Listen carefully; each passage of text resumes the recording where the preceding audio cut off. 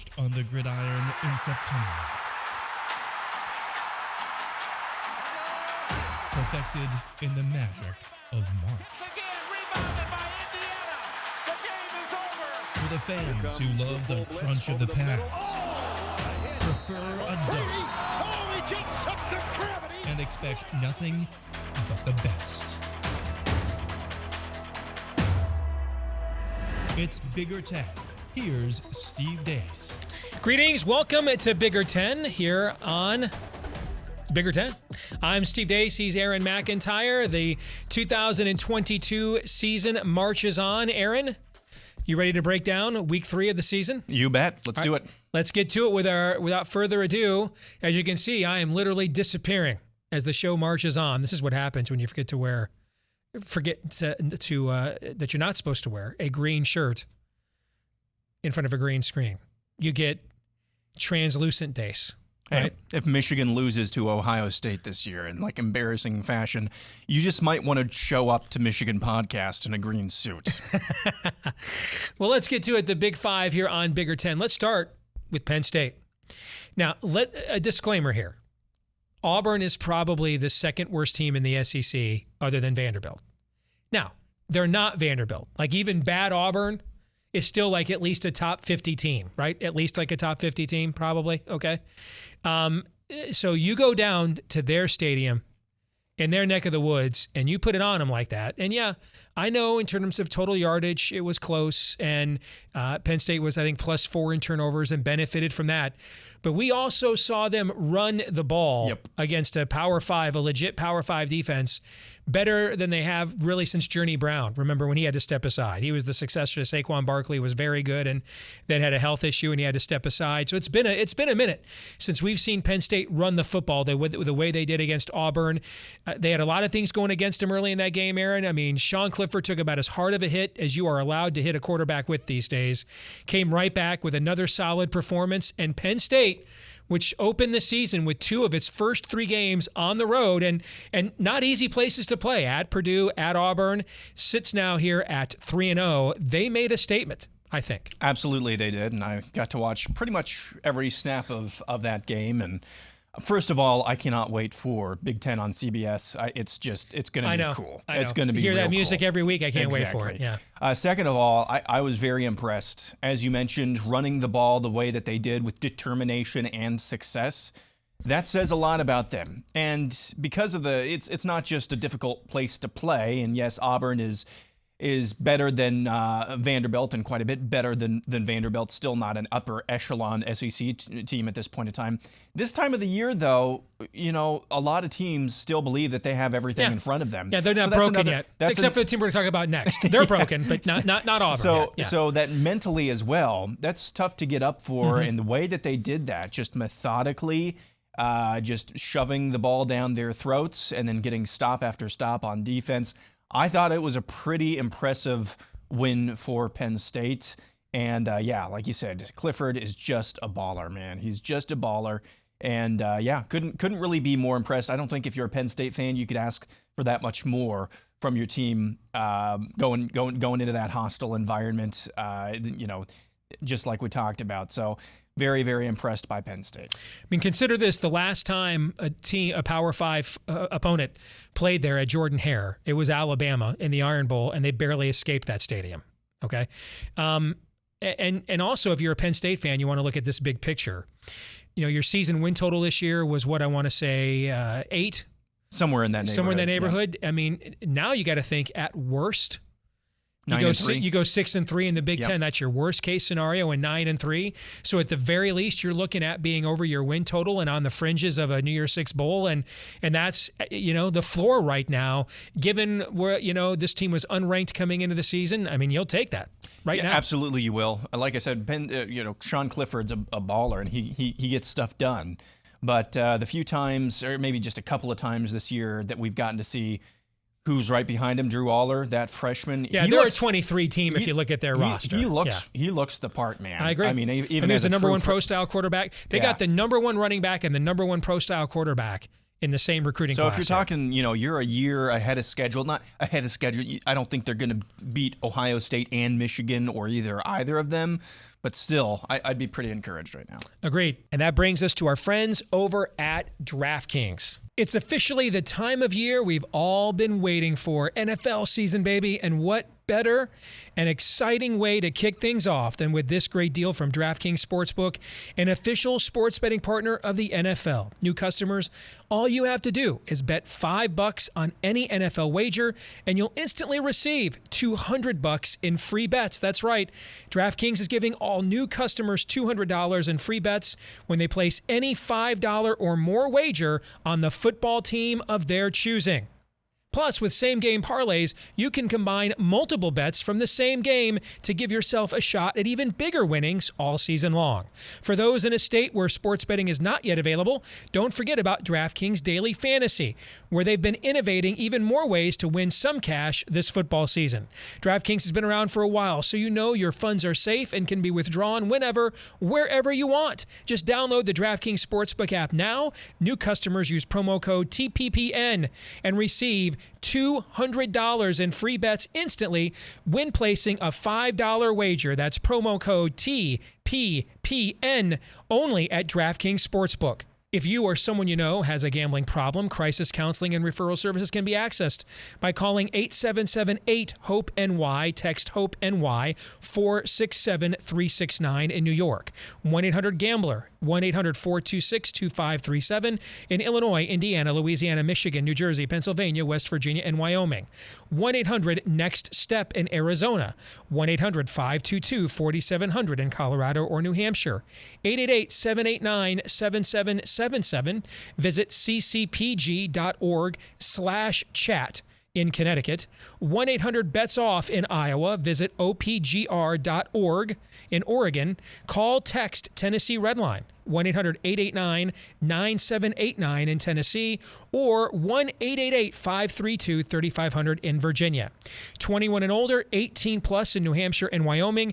Physically present in Arizona, Colorado, Connecticut, Illinois, Indiana, Iowa, Louisiana, select parishes, Michigan, New Jersey, New York, Pennsylvania, Tennessee, Virginia, West Virginia, and Wyoming only. Void in Ontario.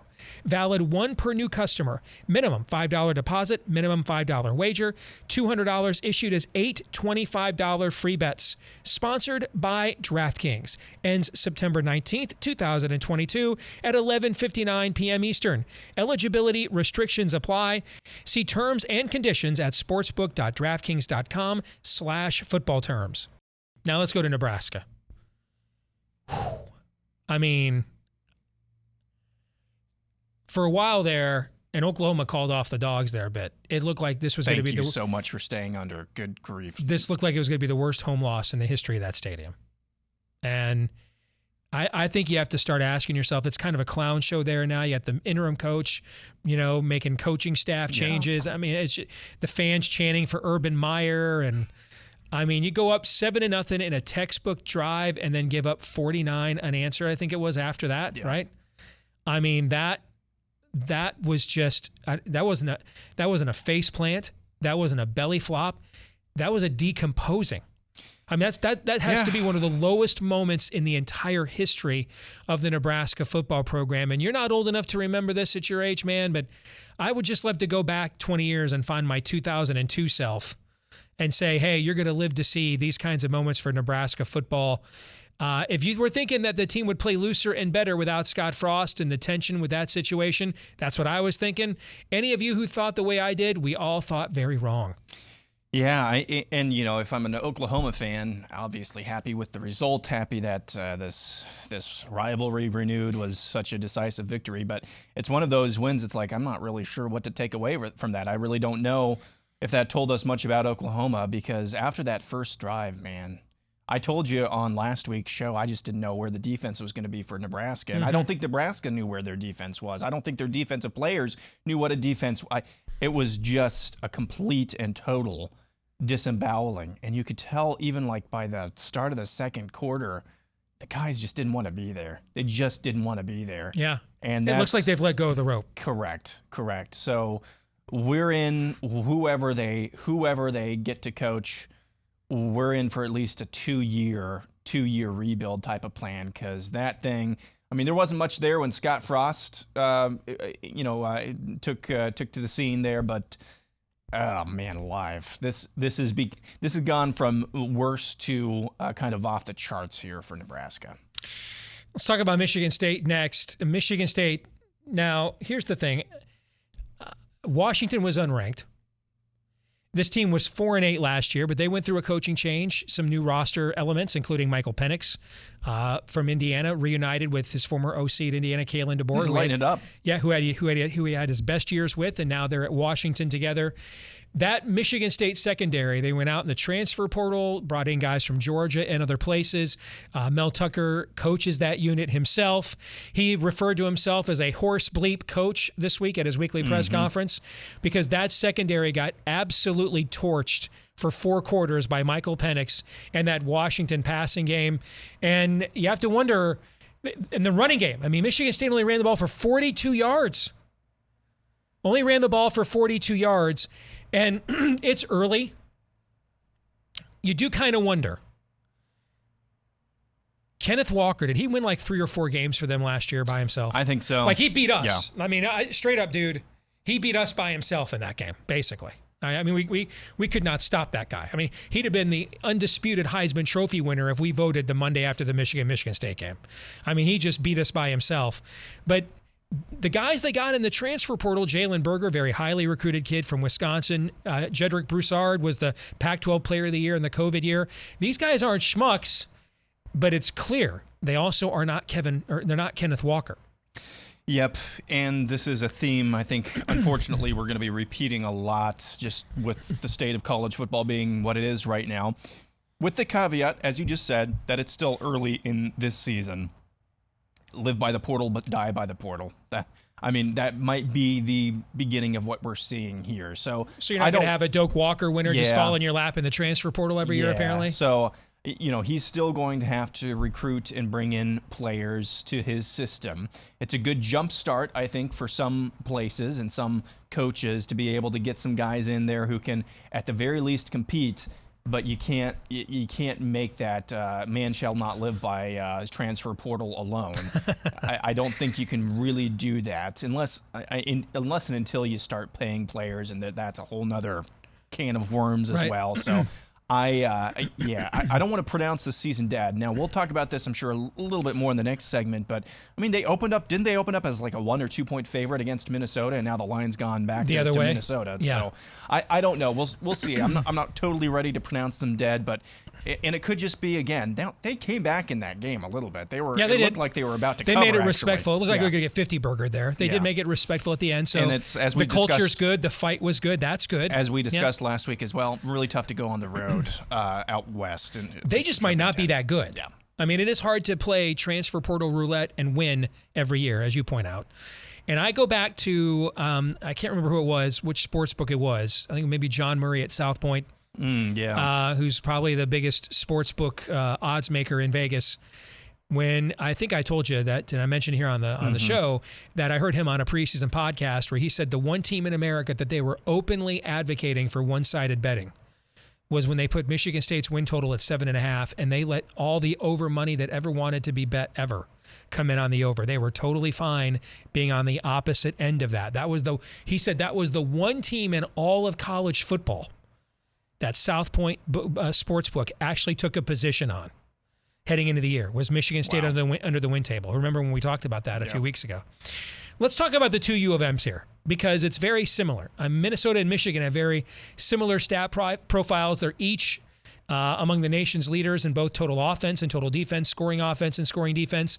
They've also played 2 of the absolute worst schedules possible and still be playing sentient beings within the 9 realms.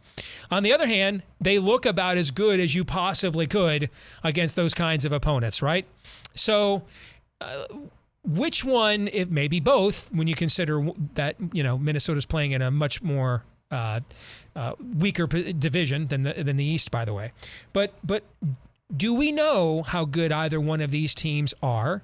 Michigan hosts Maryland And you have Minnesota at Michigan State here, who obviously is going to be looking for some redemption after last week.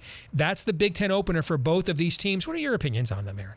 So, as you mentioned, I think the important thing here is when you play these teams, when you play the dregs of college football, you sure as heck better look pretty good in doing that. And both of these teams obviously have. I think actually Minnesota has looked, but I'll give them the edge. I think they have had, they played New Mexico State, which God bless them again for being the whipping boy for all of these schools in the non-con. But Colorado, probably better than UConn or what was the team you all played last week? Hawaii, which was probably the worst team in all of college football. So I'll give Minnesota the edge. They've just looked, and for this reason as well, Michigan most years, if they have this type of schedule, will go out there and they'll beat teams and they'll manhandle them pretty well. We're not used to seeing this level of explosion from Minnesota, you're going to say? Correct. Yeah. I'm used to seeing them struggle to South Dakota beat these teams State. like 31-10 struggle and stuff to Bowling like that. Green, get beat by Bowling Green. I mean, this is a team that got beat by Bowling Green in the non-con. Forget that last year. That was Bowling Green's first FBS win since 2019. So to come out of the gate for PJ Fleck like this, I think that's a pretty encouraging sign. So by a hair, I'll give this who looks better to Minnesota. So, again, they're going to be tested. At some point, they're going to be smacked in the mouth. I think that's more likely to happen to Minnesota this weekend than it is to Michigan, just because I don't really trust. Maryland's first conference game last year was against Iowa, first defense they had really seen all year, and look what happened to them. So I would probably edge on Michigan being more of a blowout against Maryland or a more decisive win than I would Minnesota, which is more of a toss-up in my mind. I like the point that you made that we're not used to seeing this level of devastation from Minnesota. PJ Fleck, for all the Pentecostal youth minister antics that offend some people, dude's been a very good football coach in his career, right? When you get beyond the sizzle, there's a lot of substance there.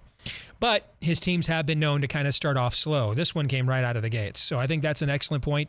If you're looking at this from a Michigan perspective, we got into that here on the channel yesterday. The big thing that sticks out to me is the focus. They're the least penalized team in the country despite playing over 100 players the last 2 weeks in a row. 8 different quarterbacks, 10 different running backs, 15 different wide receivers, a lot of different combinations of guys who aren't used to playing real minutes, who could be jumping off sides and doing stupid stuff, messing around, knowing that they don't have to take the game seriously, like Brian Bosworth at Oklahoma back in the day, eating a hot dog on the sidelines of Jack Trice Stadium, okay? But they haven't done that, and I think that's impressive as well. The thing that I worry about going forward for Minnesota is the injury to Chris Ottman-Bell. Yeah. Now, I know that they think they have good depth at that position. They don't have the playmakers they had a few years ago with that team that went with 11 wins. You have seen a resurgence of Tanner Morgan this year. He's averaging nearly 12 yards an attempt. With Kirk Shiraka back calling the offense, that's about where he was in his sensational 2019 season. But that's probably the biggest injury that any team in our league has had so far. Is that one. So it'll be interesting to see how Minnesota bounces back. Let's get to the big showdowns that are really the one big showdown that's coming up this week.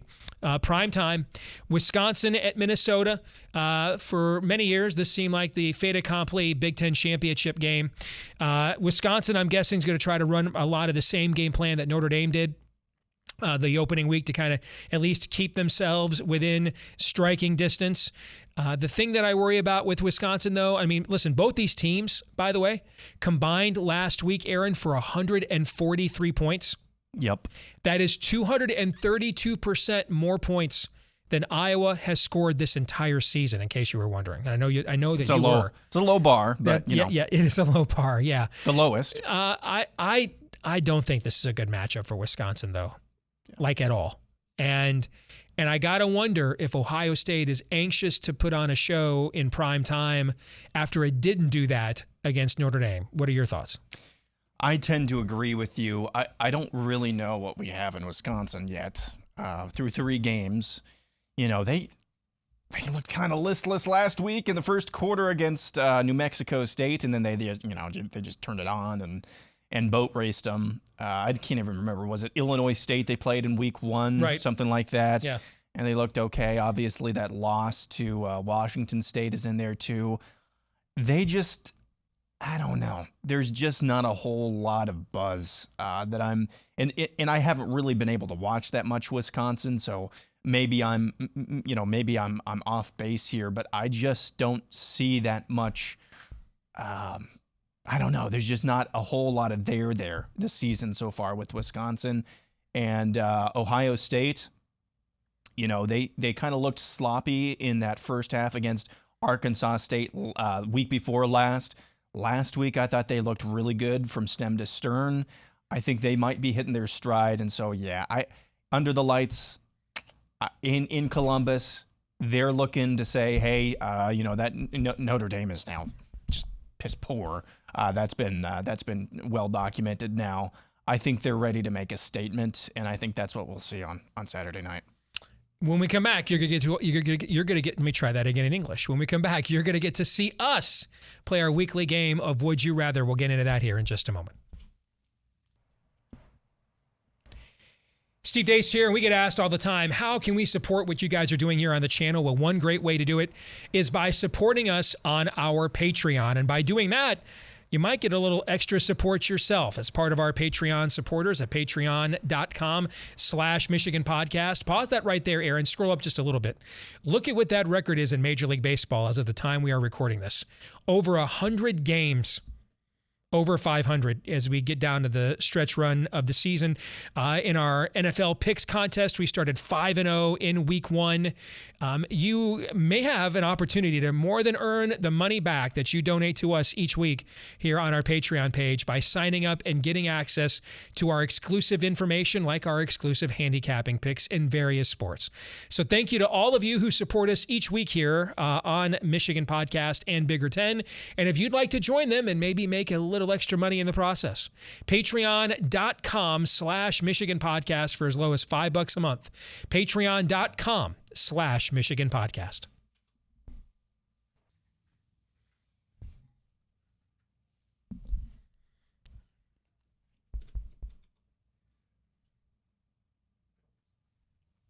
Time now to play our weekly game of Would You Rather. Aaron, as always, you are up first. My question for you, would you rather be sitting on an Indiana over 3.5 wins ticket right now, like I am, or Ohio State under 10.5 wins ticket? In other words, what is more likely to happen? Hoosiers win one more game or Buckeyes lose 2? Indiana has Nebraska on their schedule, and Maryland and Rutgers. Having said that, I'm still not really confident that they'll win any of those games. Nebraska would be probably the most. I mean, they've had a lot go right so far this season, sitting at 3-0. However, I could see Ohio State losing to Michigan or Penn State, but probably not both, and probably not to anybody else. So I think this one, to me, is pretty cut and dried. I'd rather be sitting on Indiana over 3.5 right now. All right. This one is for you. Okay. Would you rather bet Wisconsin money line at Ohio State or Iowa -7.5 at Rutgers? I'd still rather bet Iowa -7.5 at Rutgers. In fact, it's not even close because I think they've got some youngsters over there on offense that Iowa could score a defensive touchdown or 2 against, right? Yeah. And win the game like 14-3. Like I could see that happening this week. The total on this game, it's down to 34.5. I got it at 35.5 and put it up on our Patreon page as an underplay. And if it gets to 34, so it ties Wisconsin and Iowa last year, right, for the lowest total we've had on an FBS game since then, and that game was a push.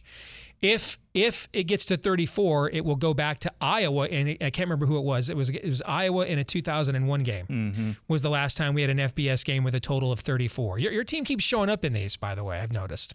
Are you sensing a trend? Are you saying there's a trend here? I am. And hey, I don't think Brian Ferentz is Mouse Davis. Okay, well, when it comes to offensive ingenuity, all right. But I also think he's becoming a bit of a scapegoat here. This has been a long That's what I've been trying to say. Trend and paradigm. He's just under running his Iowa daddy's football. offense. Yeah. It's more the last name is Ferentz. Yeah. Like if his name was Brian Smith, I'm not exactly sure he'd be the focal point of angst and anger right now, right? All right, this one is for you. Would you rather be in possession of a ticket on Minnesota to win the Big Ten West or Michigan to win the Big Ten East? Yes. You'd like both of those?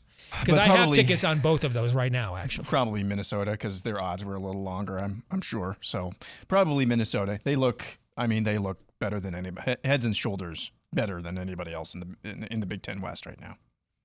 Probably longer odds. That's why I'd rather have them. But okay. I'd like to have both. Would you rather be Purdue or Wisconsin right now? I think I'd rather be Wisconsin because there's a paradigm there of them having an early season meltdown and then bouncing back. But their schedule this year is not easy. Yep. And losing to that Washington State team, that's, I'm sure, one that they had banked as a W. And that's the difference between maybe you get to 8 wins or 9 wins as opposed to, say, 7 and 5 at the end of the year. The thing that would concern me about Purdue is they look to me like kind of a one-trick pony. Like, I don't think Aiden O'Connell's lost anything. I know he made a terrible throw down the stretch against Syracuse. Then he brought that team right back again. I don't think he's lost anything without David Bell. But this is 2 games now that they have lost where if they just made one tackle or one defensive stop, they win those games. Or, and you're asking them to run the ball more. That's not their system. It's not in their DNA. It's not what they do, right? But that's where you start doubting yourself in these situations. And you start asking yourself, when's the next shoe drop, things of that nature. You don't have decades going back to Barry Alvarez's original install of a culture of expectation of winning. You don't have that. So I'd still rather be Wisconsin. I don't know how strong of a position though either one of them is in. Although if you said to me, no, Steve, I'm going to take Purdue because they still don't play Ohio State and Michigan the rest of the way, and Wisconsin has the tougher schedule, I could be. I could respect that argument too.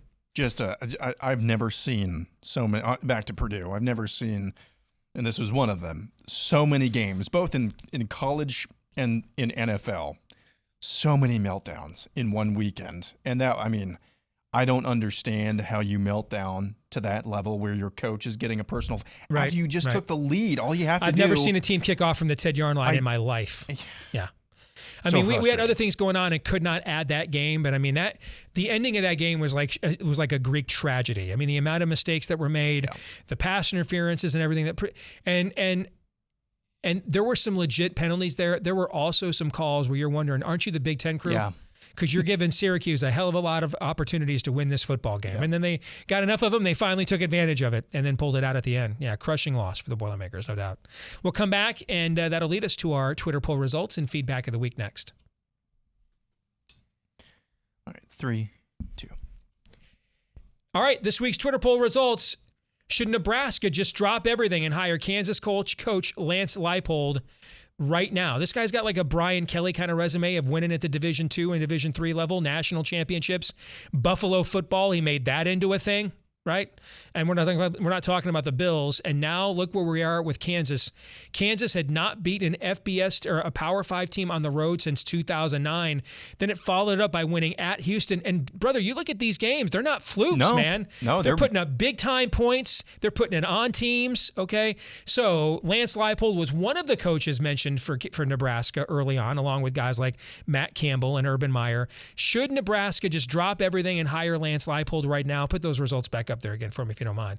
54% of you said yes, 46% of you said no. Pretty split decision. What do you think, Aaron? I would say no. I think you have a chance at a higher upside in terms of coaching profile right now if you went after the Coastal Carolina guy. I'm still holding out on Urban Meyer. That's not going to happen. It should. I would like it to, but it's not going to happen probably. But yeah, I would probably, let's see how the rest of the season plays out. My answer might change. Heck, this Big 12 this year, guys, is going to be ridiculous. Everybody for the last 10 years, it seems like just Kansas, that's a bye week. We can go roll out in there and win. And going forward, that conference is going to be a lot of fun. But let's see how the rest of the season pulls or plays out before we start crowning his butt as king of the Huskers. I'm going to call my shot right now. Urban Meyer is coaching. Urban Meyer or Hugh Freeze are coaching Auburn next year. Wow, I can see that. Urban Meyer or Hugh Freeze are coaching at Auburn. Could you imagine Nick Saban and Urban Meyer in the Iron Bowl every year? Going to be a lot of really sad sad pictures of Urban Meyer eating pizza in the tunnel. Listen, we bag on this guy a lot, and frankly, he deserves the vast majority of it. Okay, you're also talking about maybe a top 3, top 4 coach post World War II in the history of college football. When you look at his resume, yeah. All right, let's get to our feedback of the week, and it's not a feedback. I just had to show this. All right, this from Matt Schick over at Matt Schick, I should say, over at ESPN and ESPNU's Big Ten channel on Sirius XM. Scott Frost walking away with his buyout right before the Oklahoma game. Love it. How good is this gif, man? This is great. And look when he tweeted it, by the way. 136 on Saturday. The game wasn't even over. Yep. It was probably like 42-7 Oklahoma at that point. All right. But I know you're a big Breaking Bad guy, so give me your thoughts on that. Oh, that's excellent. I that's one of the underrated scenes, too, because that's like one of the kind of setup scenes in one of the episodes. It doesn't really have that much to do with the overall story other than just Walter is kind of abandoning his mild-mannered personality. Anyway, I was thinking on Saturday, if you are Scott Frost and you just got $15 million to walk away from your job, shit, how do you spend that first Saturday? I tell you how I do it. How I do it. Caribbean? Exactly. Vegas. Yeah. The Keys or something like that. Yeah. Go rent out a gigantic Make it rain. pad. Yeah. On the Florida Keys, turn on that Huskers game and just relax. Just man. chef's kiss it. Yeah, just relax. A toast to my alma mater. They came through it for me. What a mess that program is right now. Man. All right, that'll do it for this week's episode of Bigger 10. You can like, rate, subscribe, share, 5-star review, whichever applies, however you watch or listen to us each week, whether it's right here on YouTube or on iTunes, etc. Help us to find more Big Ten sports fans just like you, and don't forget to follow us on Twitter in between episodes as well, at Bigger10 on Twitter. Until the next time, I'm Steve Dace for Aaron McIntyre. We'll see you next week right here on Bigger 10.